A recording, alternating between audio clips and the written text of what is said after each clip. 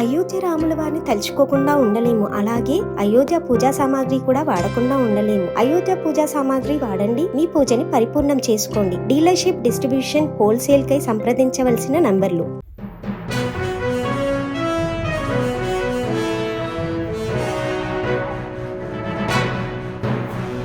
Nalgonda one town police స్టేషన్లో ఎస్హెచ్ఓగా బాధ్యతలు తీసుకున్నాను.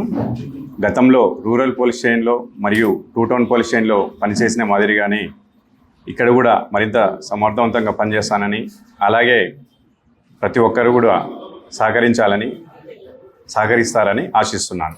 సార్, ఇప్పుడు నల్గొండలో డ్రగ్స్కి సంబంధించినది ఎక్కువ కంప్లైంట్స్ వస్తున్నాయి సార్. చాలామంది యువకులు దానికి బానిసలైపోతున్నారు. దానిపై ఎటువంటి చర్యలు తీసుకుంటున్నారు సార్ మీ స్టైల్లో?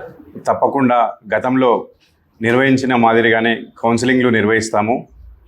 కౌన్సిలింగ్లు నిర్వహించిన తర్వాత కూడా వారి ప్రవర్తనలో మార్పు రానట్లయితే కఠిన చర్యలు తీసుకుంటూ గతంలో వివిధ పోలీస్ స్టేషన్లో మేము ఈ డ్రగ్స్ మీద అవగాహన కార్యక్రమాలు కలిగించాము.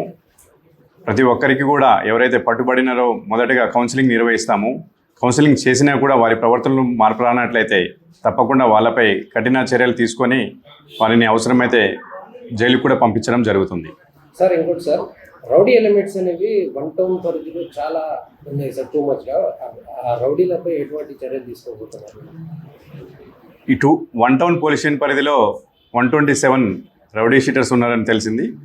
వీళ్ళపై ప్రత్యేక నిఘా ఉంచి వాళ్ళ కదలికలను ఎప్పటికప్పుడు తెలుసుకొని ఎవరైనా అసాంఘిక కార్యక్రమాలు పాల్పడినట్లయితే తప్పకుండా వాళ్ళపై కఠిన చర్యలు తీసుకుంటాము.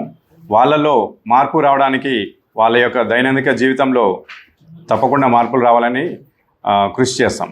అయోధ్య రాముల వారిని తలుచుకోకుండా ఉండలేము. అలాగే అయోధ్య పూజా సామాగ్రి కూడా వాడకుండా ఉండలేము. అయోధ్య పూజా సామాగ్రి వాడండి, మీ పూజని పరిపూర్ణం చేసుకోండి. డీలర్షిప్, డిస్ట్రిబ్యూషన్, హోల్సేల్ కై సంప్రదించవలసిన నంబర్లు.